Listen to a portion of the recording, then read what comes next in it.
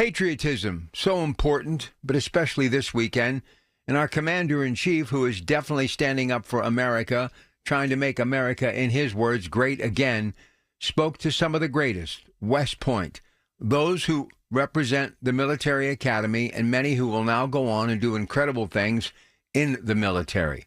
Looking back on the rich history of this country, I've always been fascinated by West Point and the history of it, the war college, if you will.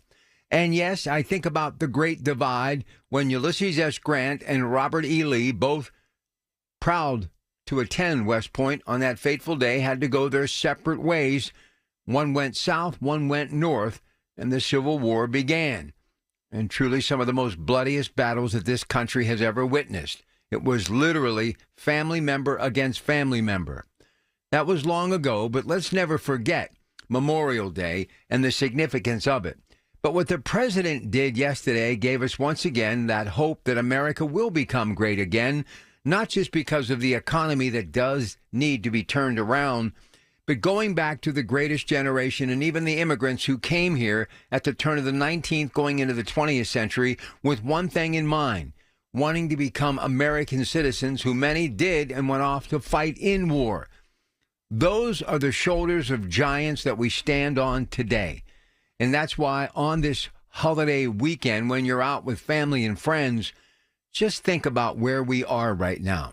You may not always agree with the politics of our president, but he truly is a commander-in-chief who has based his administration and his life on business, the economy, the United States of America, the flag that flies so proudly for all of us.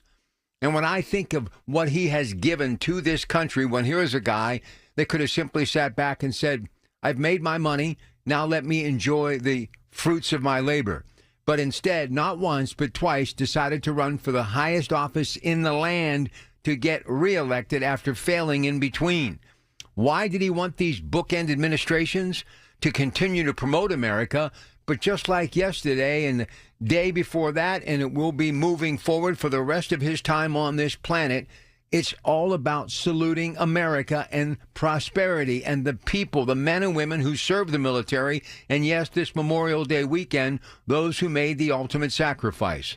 And by giving that commencement speech at West Point, there will be generations of those cadets who will tell their significant other, their friends, their family, their children and grandchildren about the day that they threw their hats in the air and the president came to tell them and to promote them and to pat them on the back and wish them well, representing that flag, the United States of America.